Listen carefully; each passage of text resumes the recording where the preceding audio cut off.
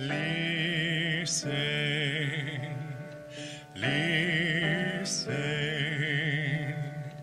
whispering within your soul, hints of laughter, hints of joy, sweet songs of sadness, of quenchless yearning for the light, for my love, your true home.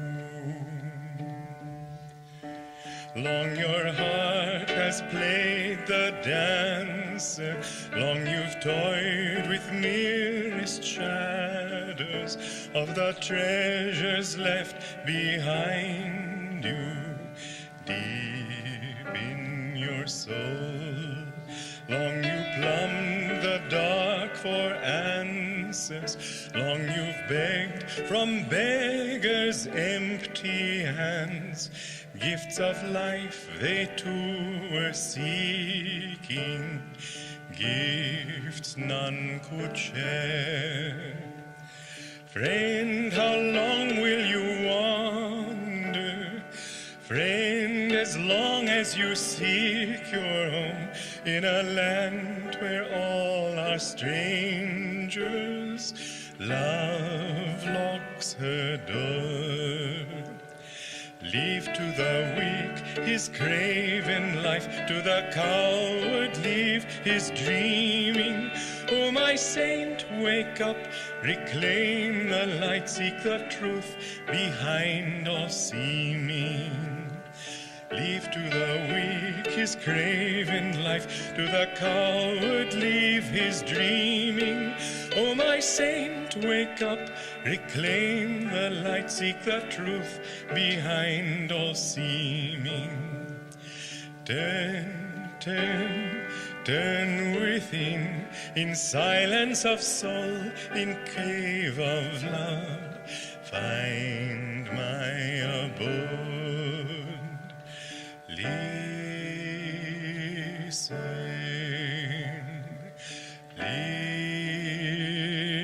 listen, whispering within your soul, hints of laughter, hints of joy, sweet songs of sadness, of quenchless yearning for the light, for my love, your true home.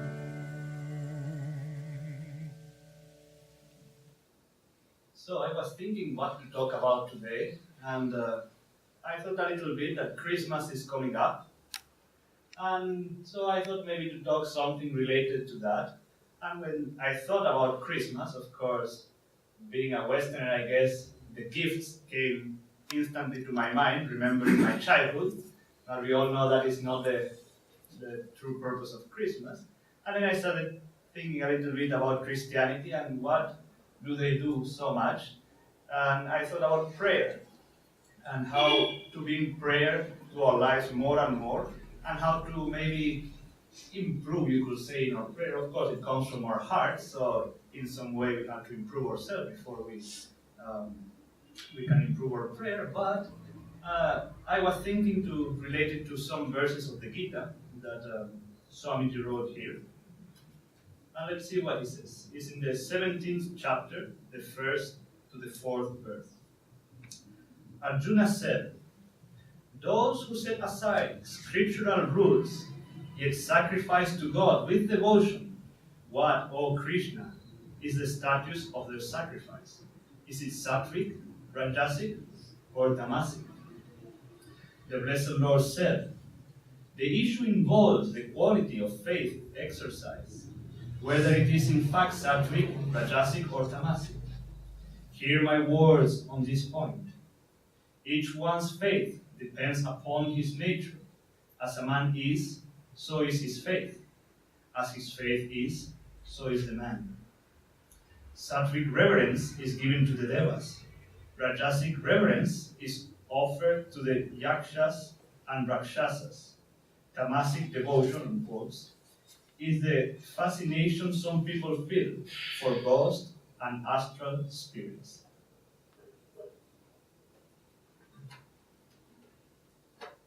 Now, there are many ways we could approach this topic, but I wanted to talk a little bit about those three qualities of prayer that Krishna was mentioning, the tamasic, rajasic, and sattvic. And just to, in case some people may not know, when we talk about tamasic, we talk about that energy or that nature that brings our consciousness down, more into darkness, more into delusion. Rajasic is called the activating energy that keeps us really involved in outwardness, in ego involvement, in what is it for me kind of a mentality. And of course, the sattvic is that elevating nature or elevating energies that will bring us closer to our true nature. So he talks here about tamasic prayer, rajasic prayer, and sattvic prayer. And it also relates to the level of our consciousness. We could say that tamasic prayer is that which brings us more into the subconscious mind. Because further on, Swamiji describes what is this kind of tamasic quote-unquote devotion, because we cannot call it devotion really.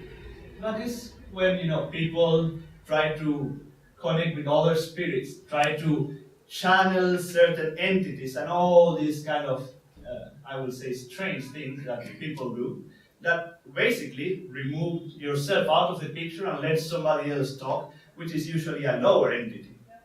And I don't think anybody here probably has that problem, so I'm not going to talk too much about that, but it's worth mentioning.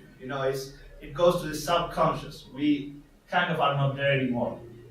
Then there is the rajasic, which we can say rajo, tama, rajasic going towards tamasic, or rajasic going towards sattvic. Swamiji explained that when you go towards tamasic, it means you are more praying for material things, praying to get your desires satisfied. When you pray more in a rajasic, sattvic way, it means more like you are trying to improve yourself in a mental way, you could say, certain qualities you want to develop, but not necessarily spiritual qualities, and not necessarily thinking of God. And of course, the sattvic kind of prayer is those people, the wise people who think only about God, who pray to God to merge back into God, basically. And that kind of prayer has the potential to bring us into a superconscious state, which is beyond the conscious mind. Now, I wanted to focus more on rajasic and sattvic both, because I think in our lives we all do a little bit of both. Maybe some do more rajasic, some do some more sattvic. And I wanted to say, because in the spiritual path, even Swami Kriyananda, he said himself, I never pray for myself. He did say, it's not that he recommends everybody to do that, but he said it was one of his principles, never to pray for himself. And the nice reason he gave is, I'm trying to get out of my ego. So anything that, reflects back to my ego, I don't want to do. Anyway, you take it as you may. I don't know. I'm not telling you to do that. But there are better ways that we can pray for other people and as well as for ourselves. Because is it really wrong to pray to, be healthy? To pray to maybe not be rich but have enough? No, it's not wrong. Especially because many times if people don't have a house, don't have money, they're not going to be thinking of God. They're going to be thinking about getting money and having a house and all these things. So you see, it's all really relative. And it really depends on how you pray. But anyway, so I wanted to mention three little things that at least I find helpful when praying, and I think you may find helpful.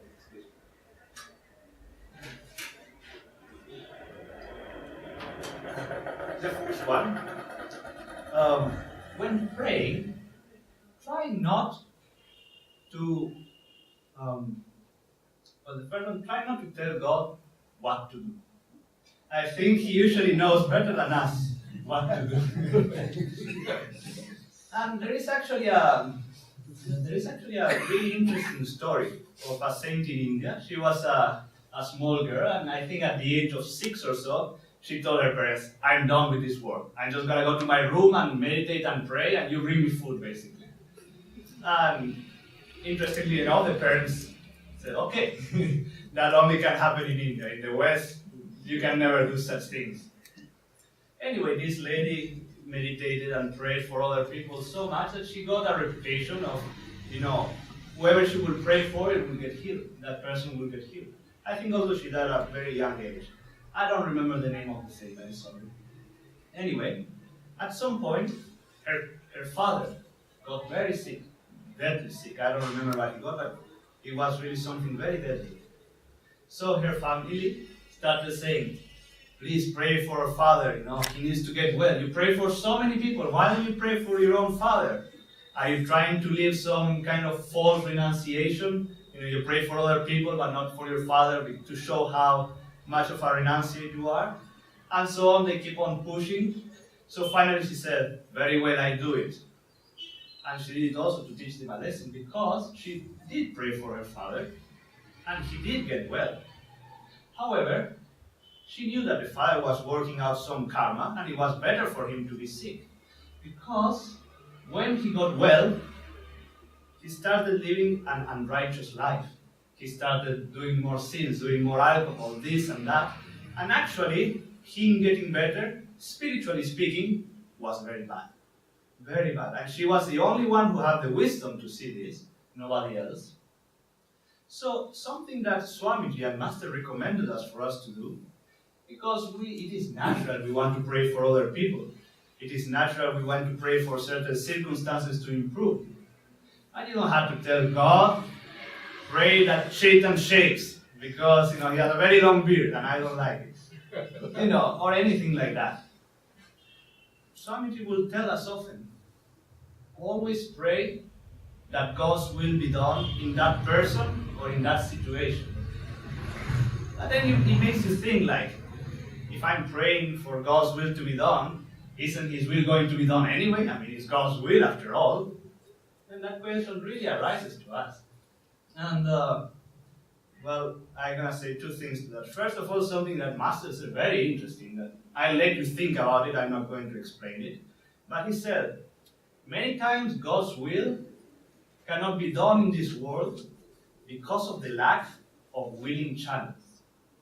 So God's will cannot be done because of the lack of willing channels. I let you think on that one, because I don't want to go on too much into that. And the second one I want to say, I think it's God's will also that we all find liberation. I mean, that's the only true thing in this whole entire creation. The only thing that everybody will do is find God at some point. Now, if it's God's will, why doesn't it happen? Because we need to put our energy into it. And so it is also that it is very nice to pray for certain people, to pray for situations that need that divine touch, that you wish that divine touch to be there. But pray detachedly. Pray that His will be done, and you just send energy to it. It is without energy, nothing can really happen. So that is a very good way to pray. Whenever you have to pray for something, pray that God's will be done, and try to be detached. Try not to put your little thoughts like, yes, but if this is there, it's better, like we tend to do so many times. And while you are doing that, and something else to keep in mind is, don't limit your expectations. What do I mean by that? What do I mean by that? In the spiritual path, and certainly happens a lot here in India and in the West, we tend to define God as this or that, God was Krishna, God was Christ, God was whatever. We tend to form this definition, which is natural. We do as human beings. Our rational mind tends to do those things. But also, when we pray, we tend to define the way that things may come to us. For example, if I want to get some money, let's say, and I'm doing my best and all that, I say, please, not please, but I pray to God that, I need this money to do such and such. But in the back of my mind, I say, well, I know my brother has a job, and he could easily give me that money. And I start sending thoughts in that direction. The only way that God can give me money is to my brother, because he's the only one who loves me and who has money, basically. And in that way, we tend to limit whenever we limit the divine to a form or to a circumstance, then we break that flow. We break the flow. So when praying for anything, try not to be too specific in the sense of defining how it should come to you. It's a little bit connected to the other one, I know. But because sometimes money, opportunities, whatever it may be, they come from very unexpected sources. And I think we all have experienced some of this. And of course, the best example I can always remember is that story of Swami Kriyananda when he needed very badly money. And somebody just dropped a check, somebody who he didn't know. He just dropped a check and he said, do with this money as Divine Mother wants you to do. We all know that story. But he wasn't defining how he wanted the money to come, anything. He was just saying, okay, Divine Mother, you have to give me this money because I think this is the right thing to do. And it just came. So try to keep those things. Don't tell God what to do, and try not to limit Him. Try not to limit the ways He can give to you. Now the third thing I wanted to mention too is, it is not enough just to pray. We need to put energy out. So it is the same like if you want to, let's say, become a very good mathematician, and you pray to God, God, I really feel I should be a good mathematician, so help me out. But you never pick up a book about mathematics, I don't think you're going to get very far. You see? And so it is that whatever circumstance we want to improve, whatever situation, whatever we want to attract to ourselves, yes, it is very important that we ask the Divine, because if you think of it, it is much better that we ask God for things that we just use our own egoic self to get them, you see? So it is very important. However, the danger is, people who start praying too much for things, for this, for that to be done, then God will start saying, that's all I am to you? Like a cosmic catalog that you can order whatever you want and it will come to you? You see? And that's certainly, it is not wrong. I'm not saying it's wrong. But for the devotee, for the true devotee, much more is needed. And that's when we get to that kind of sattvic prayer that can come to us. Second?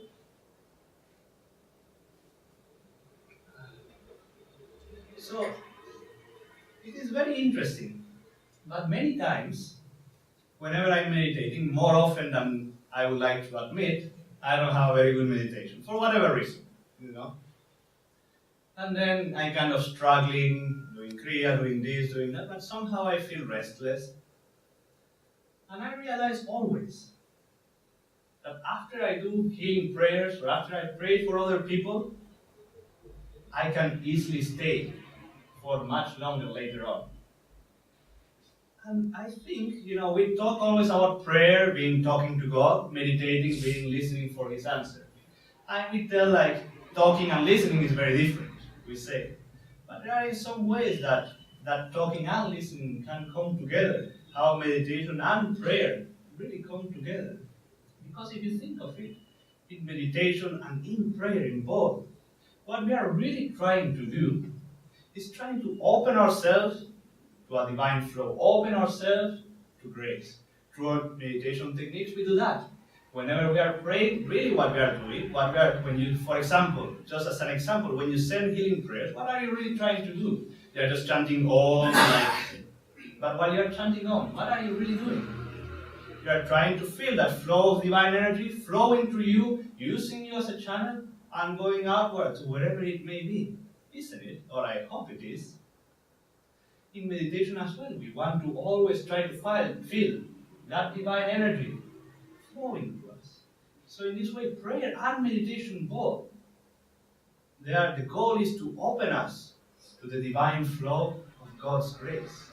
You see, because we have this misconception, most of us, that prayer means I ask for something and it will come to me. I think that's what most people will think about prayer, asking for something and it will come to me. But isn't I love you, God, a way of prayer? Isn't that a way of talking to Him? Isn't that a way of opening ourselves to Him? I think it is. I think it is. And Swami did say, And that is why I read this about Yagya, self-offering. That self-offering where we can really offer ourselves up to the divine in whichever way. That is a true prayer. You can say that talking in the sense of giving ourselves to God, meditating in the way of receiving Him in our consciousness. Of course, there's more involved than that, but that is a nice way to see it. So, in this time of Christmas, when we talk about always praying to Christ or praying to whoever, try to see it more as an act not of just talking to Him mentally, as an act of attuning yourself to His conscience, as an act of really giving yourself up more and more. You know, Teresa of Avila, she was a great Christian saint, and I don't think she meditated. I don't think so. But she will go into with so much devotion, she will pray, with so much energy, with so much concentration, and especially love, that she will automatically go into a breathless state. She will automatically go into that union that we try to acquire through meditation. So it is not that it is useless to pray or anything like that. The goal is always the same one. The goal is feel that unity with the divine. So more and more, as we go on, Christmas is a really wonderful time for us to attune ourselves to Christ. So when we tell you to pray to Christ, don't just limit it to give me this, give me that, or even things like make me more humble. We're referring to the ego. Let us more be like, I am yours. Do with me as you will. In everything, guide my thoughts, guide my actions. I give to you all my possessions, all my thoughts, all my ambitions, all that I am, I give to you. That act of giving ourselves to God, I think that is the highest kind of prayer. Yes, the prayer with words is very beautiful and it helps us. It helps us a lot because we can channelize our energies in that way. And in that way, when we are sending out those thoughts, it's a way to focus our energies. But if you remember that prayer of Master, I think it was a prayer at night, where he says, and can pray no more with words, but only with wistful yearning. That's how we want to get. We want to get to that point in our devotion, in our prayer, that words are too short. I think we all have had some time in our life where we feel so much gratitude for somebody, so much love for somebody, that if we say like, thank you, it's just too short. It is something that we feel in our heart, but we cannot express with words. And so it should be with God. We feel that calling, that devotion. Words are not needed. We just give ourselves up. And it is so nice, this song that we heard of Swami, God's Call Within. I don't know if you could understand the words, but something I love about this song is, at the beginning it says, listen. Listen, whispering within your soul, hymns of laughter, hymns of joy, sweet songs of sound. So, God is always whispering to us. He's whispering us through our love, through our joy, through our peace. Yes, it is important that we pray, but then we have to always listen as well. And that's why meditation and prayer go hand in hand so beautifully. He's always whispering, and we have to attune to that whisper.